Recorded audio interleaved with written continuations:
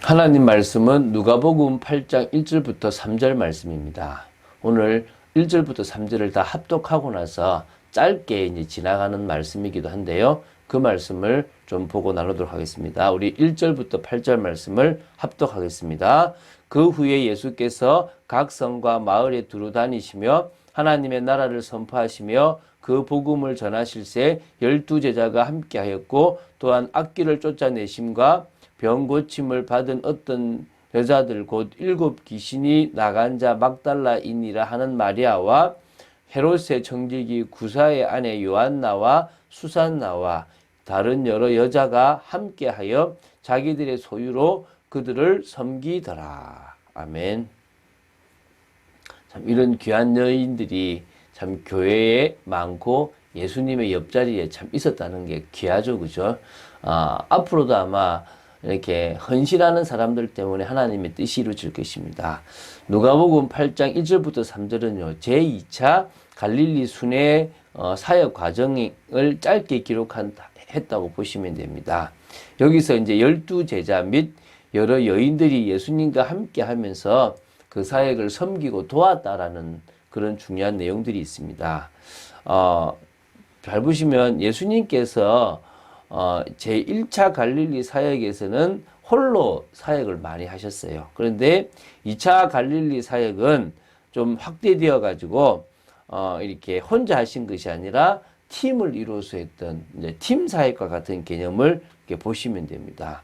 그래서 특히 예수님의 사역을 뒤에서 마음 다해서 헌신했던 여인들은 정말 귀한 믿음을 가진 사람들입니다. 그래서 이 시대에도 이런 귀중한 믿음의 여인들 때문에 교회가 교회의 역할을 감당한다고 봅니다. 여러분들이 그런 사람들로 서게 되기를 주 예수 그리스도 이름으로 축원드립니다.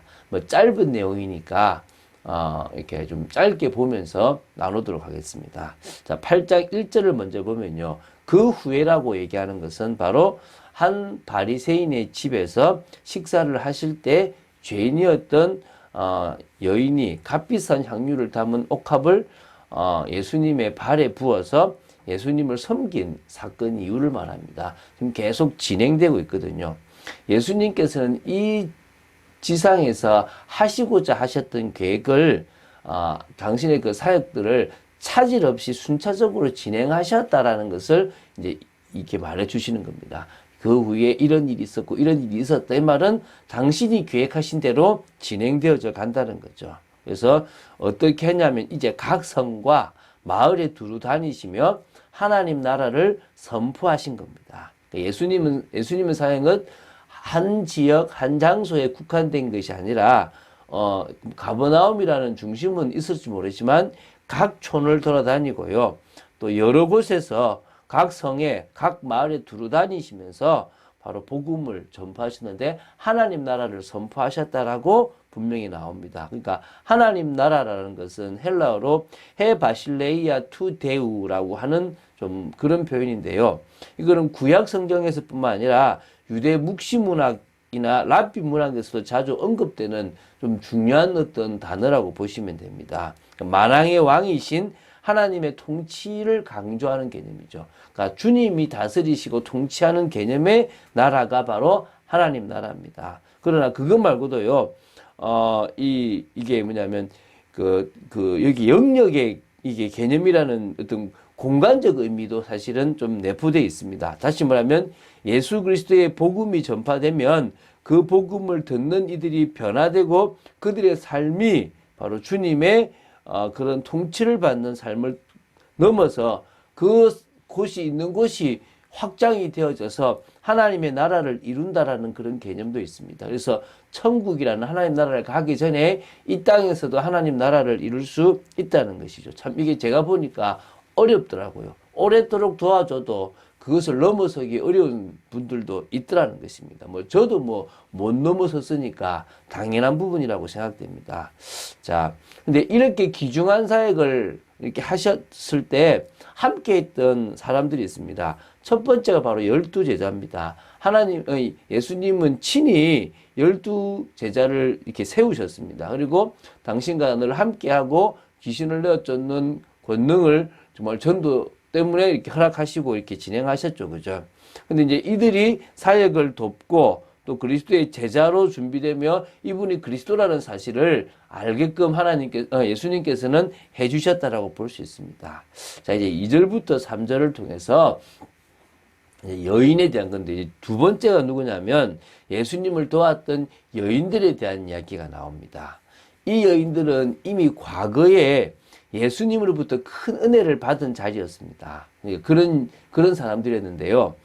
악귀를 쫓아내시고 병고침을 받은 어떤 여자들이라고 이렇게 나옵니다. 또 7 귀신이 들렸다가 예수를 만나 온전해진 사람도 있다는 거죠. 그런 사람들이 너무나 감사해서 이제 자신의 모든 것을 내려놓고 예수님을 전적으로 섬기는 사역을 감당했다는 거죠. 그러니까 그들은 그 은혜를 잊지 않고 계속하여 예수님을 따르며 섬겼고 예수님의 말씀을 들었고요. 또 예수님의 사역을 보면서 예수님이 그리스도라는 사실뿐만 아니라 이 그리스도의 제자로 세워져야 되겠다 생각되고 세워졌다는 것입니다. 자, 한번 보겠습니다. 첫 번째 나오는 사람이 7 귀신이 나간 자 막달라인이라는 마리아라고 하는 것에 대해서 보겠습니다. 막달라는 갈릴리 호수 서편 쪽에 디베라의 북쪽 약 4.8km 지점에 이제 위치한 성읍인데요. 하나님의 탑이라는 그런 뜻이 있습니다. 그러니까 막달라 출신의 이 여인, 이 마리아는 7 귀신이 들려가지고 오래도록 고통하는 중에 예수님에 의해서 치유받고 또 예수님께 전적으로 헌신한 그런 인물이라고 보시면 됩니다. 예수님께서 십자가 주고 장사 지낼 때도 그 곁을 떠나지 않았고요. 안식 후 첫날 예수님의 시체에 향품을 바르기 위해서도 무덤까지 갔던 인물이 바로 이 막달라 마리아고요. 그리고 부활하신 예수님을 맨 먼저 본 영광스러운 증인이 되기도 했던 인물이 이 막달라 마리아라고 보시면 됩니다. 그래서 주님에 의해서 치유받은 은혜가 그녀의 가슴 속에 얼마나 크게 자리 잡았는지 일생 동안의 삶을 통하여 일관되게 헌신할 수 있었다는 것입니다. 그 정도로 중심의 사람임을 보게 됩니다. 우리 또 변하지 않고 주님만을 섬기게 되기를 바랍니다. 다음으로 볼 사람이 헤롯의 청지기 구사의 아내 요한나입니다. 꽤 높죠. 지금 딱 비교가 되죠. 한 사람은 완전 좀 천하다 그러면 또 한 사람은 귀합니다. 뭐 여러 원어를 보면 헤롯 왕의 행정장관 정도의 높은 직책을 가진 게 청직이라고 이해하시면 됩니다. 그래서 예수님을 따르는 사람 중에서는 이 막달라인 마리아처럼 7 귀신이 들 정도로 좀 낮은 사람이 있는가 반면에 또 헤롯 왕의 행정장관 역할을 감당했던 사람의 아내도 있을 정도로 높은 사람도 있었다는 것입니다. 그래서 아마 누가가 이렇게 대조적으로 기록하지 않았나 싶은 것도 있습니다. 수산나라는 것은 백합화라는 뜻을 가진 여인입니다. 그래서 경건한 여인으로 보시면 되고요. 뭐 상세한 내용은 없고요. 그 외에도 뭐 마리아, 또 야고보와 요한의 어머니, 뭐 여러 사람들이 이제 이름은 없지만 있었다고 보시면 되겠죠. 자기들의 소유를 이렇게 팔아서 또 자기 가진 소유를 가지고 예수님뿐만 아니라 제자들을 섬겨서 그 사역을 감당하도록 도왔던 것입니다. 다시 말하면 그때나 지금이나 하나님은 이런 방법을 통해서 당신의 일을 하게 하시는 겁니다. 그래서 물질을 주신 이유가 무엇인지를 볼 필요가 있다는 거죠. 우리도 주님과 또 복음을 위해서 기쁜 마음으로 헌신할 정도의 큰 은혜를 이미 받았습니다. 받으려는 게 아니라 입었습니다. 그래서 주님을 위해서 기쁘고 감사하고 중심된 마음으로 온전히 헌신할 수 있게 되기를 바라고요. 일평생 흔들리지 않고 나아가야 될 줄로 믿습니다. 자, 그런 중에 이제 비느하스입니다. 비느하스가 내가 율법으로 죽였다라고 생각하시면 안 됩니다. 비느하스는 그 은혜를 아는 사람이었습니다. 하나님을 향한 사랑과 하나님을 향한 두려움을 가지고 있었습니다. 이게 경건입니다. 경건이라는 것은 하나님을 내가 너무 사랑합니다라고 하는 마음과 하나님 앞에서 내가 너무 두렵고 떨리기 때문에 존경하는 마음이 있어서 함부로 할 수 없다라는 그런 경외심, 이 두 가지를 동시에 가지고 있는 마음이라고 제가 말씀드리지 않습니까? 그러면 그 마음을 가져서 하는 모든 행동들은 경건의 삶이 되는 겁니다. 어쩌면 우리가 하나님 앞에 경건의 중심, 경건의 능력이 있다면 우리가 하는 모든 일을 통하여 하나님께 영광 돌릴 수 있을 거라고 확신합니다. 그래서 결국은 교회가 교회다워질 수 있는 게 우리가 진정으로 모든 일에 최선을 다해야 될 이유입니다. 교회는 사람들이 있다 보니까 갈등이 있을 수 있습니다. 예루살렘 교회도 갈등이 있었고요. 여러 초대교회, 여러 교회들 중에서 갈등이 있었다라고 나옵니다. 그럼 우리 교회도 갈등이 있겠죠. 당연히 저도 변질될 수 있고 또 싸울 수도 있고 여러 일들이 일어날 수 있습니다. 그래서 더 깨어 있기를 간절히 기도하고 있고요.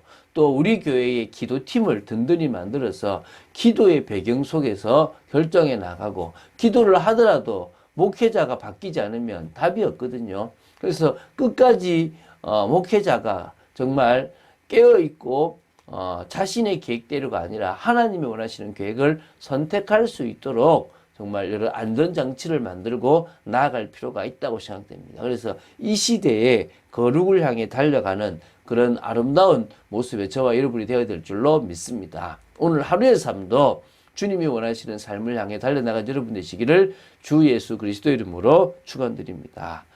주는 그리스도시요 살아계신 하나님의 아들이심을 고백합니다. 믿음으로 나아가기를 원합니다. 말씀 따라 나아가길 원합니다. 아버지 하나님의 뜻을 이루는 귀한 삶으로 나아가길 원합니다. 예수님의 사역을 도왔던 그런 12제자와 또 정말 여인들처럼 저희들도 주님의 사역을 돕는 축복된 자리에 늘 있기를 원하고, 오늘도 주님을 위해서 헌신하는, 기쁜 마음으로 헌신하는, 그래서 거룩을 향해 달려가는 저희들 되어지기를 간절히 소원합니다. 주 예수 그리스도 이름으로 기도드립니다. 아멘.